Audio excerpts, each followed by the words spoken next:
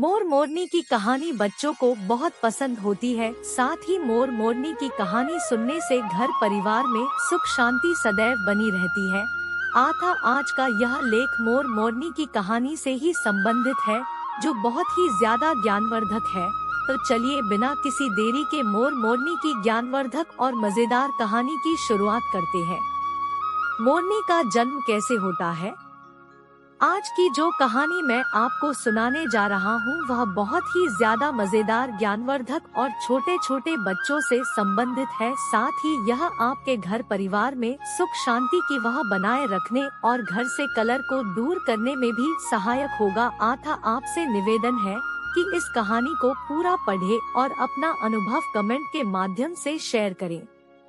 जैसा कि हम सभी जानते हैं कि ऐसा कोई घर नहीं है जिनके यहाँ लड़ाई झगड़े क्लेश ना होता हो, लेकिन आज के बाद आपको इन सभी समस्याओं से निजात मिल जाएगी यदि आप हमारी कहानी का यह लेख मोर मोरनी की कहानी को पढ़ते हैं और परिवार के अन्य सदस्यों को भी सुनाते हैं। तो यकीन मानिए यह आपके घर में क्लेश दूर करके सुख समृद्धि खुशहाली लाएगा, जिससे साक्षात माता लक्ष्मी का आगमन रहेगा। साथियों, जिस घर में हर रोज लड़ाई झगड़े होते हैं, एक दूसरे से मारपीट होती है, परिवार में आपस के सदस्यों में मेलजोल नहीं रहता है, हमेशा सभी दुखी रहते हैं एक दूसरे से, ऐसे घर में लक्ष्मी कभी नहीं रहती। इसका एक ही उपाय है कि हमें मोर मोरनी की कहानी पढ़ने, सुनने और सुनाने चाहिए। जिस घर में हमेशा सुख शांति बनी रहती है, उसके घर में सुख समृद्धि का भी आगमन अर्थात साक्षात महालक्ष्मी का निवास सदा बना रहता है। और आज की यह कहानी मोर मोरनी की कहानी सुनने के बाद या पढ़ने के बाद आप स्वयं समझ जाएंगे कि हमें घर में लड़ाई झगड़े क्यों नहीं करना चाहिए, और जिसके घर में हर रोज लड़ाई झगड़े होते हैं, अशांति का माहौल बना रहता है, वह उन सभी विकारों कैसे रोक सकते हैं। क्योंकि घर में सुख शांति कौन है बहुत ही ज्यादा आवश्यक होता है, तभी महालक्ष्मी उस घर को अपना निवास स्थान बनाती है। साथियों, एक बार मैं फिर से कहना चाहूँगा कि यदि आप इस कहानी को अकेले पढ़ रहे हैं, इसका कोई लाभ आपको मिलने वाला नहीं है, क्योंकि मोर मोरनी की कहानी आपको अपने परिवार के साथ पढ़ना या सुनना चाहिए, तभी आपको इसका लाभ मिलेगा। और क्योंकि यह ज्ञानवर्धक कहानी भी है, रेहान के बच्चों के लिए बहुत ही मजेदार और फायदेमंद होगा। तो चलिए मोर मोरनी की कहानी की शुरुआत करते हैं। मोर मोरनी की कहानी। एक जंगल में एक मोर और एक मोरनी एक साथ रहा करते थे। मोर मोरनी बहुत ही ज्यादा खुशी से अपना जीवन जंगल में व्यतीत कर रहे थे। एक दिन मोरनी के मन में एक विचार उत्पन्न होता है और वह मोर से कहती है, प्यारे साजन, मुझे लगता है हमें यहाँ से चलना चाहिए। मोरनी के ऐसे अचानक से चलने की बात सुनकर मोर चौंक जाता है, पूछता है, क्या हुआ, आज तुम जंगल छोड़कर कहीं और चलने की बात क्यों करती हो?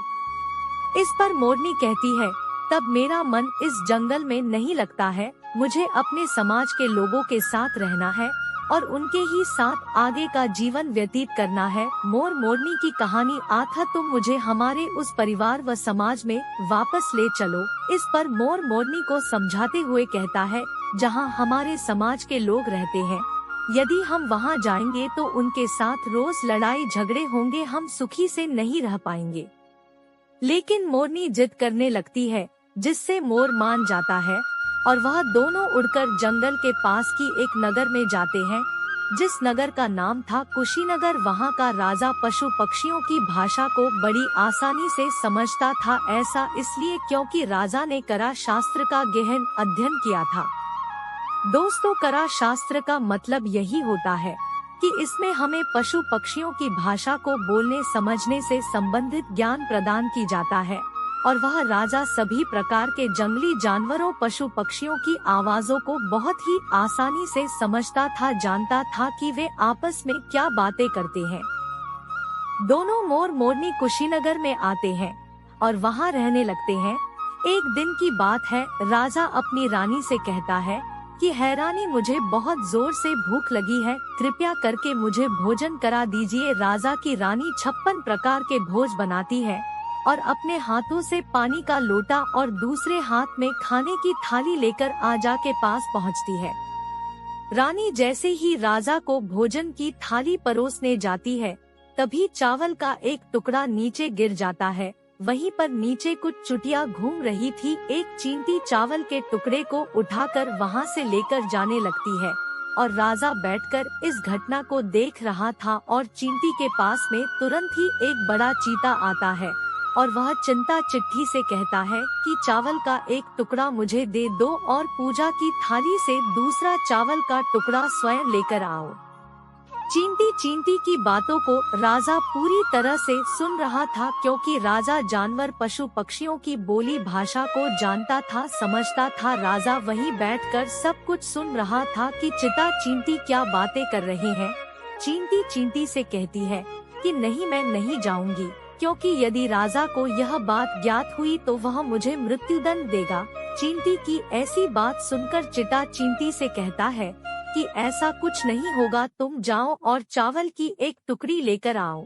चींटी ना चाहते हुए भी राजा की थाली की तरफ बढ़ती है चावल का टुकड़ा लेने के लिए, लेकिन वह आधे रास्ते से ही वापस आ जाती। मोर मोरनी की कहानी। मोरनी का जन्म कैसे होता है? मोर के जरिए प्रजनन करते हैं। जिस समय इनका मिलाप होता है, नर मोर मादा मोर की पीठ पर सवार होता है और दोनों प्रबलता के साथ अपने एक छिद्र जिसके जरिए वे वीस्ट उत्सर्जन करते हैं, उसे खोलते हैं। इसी छिद्र के जरिए नर पक्षी अपना वीर्य मादा मोर के शरीर में प्रत्यारोपित करता है। दोस्तों, अगर हमारी वीडियो अच्छी लगी हो तो वीडियो को लाइक, शेयर और सब्सक्राइब करना तो बिल्कुल ना भूले और दोस्तों साथ ही साथ बेल आइकन जरूर दबा दे, ताकि हमारी जो अगली वीडियो आएगी उसका नोटिफिकेशन आपको मिलता रहेगा। धन्यवाद। जय हिंद, जय भारत।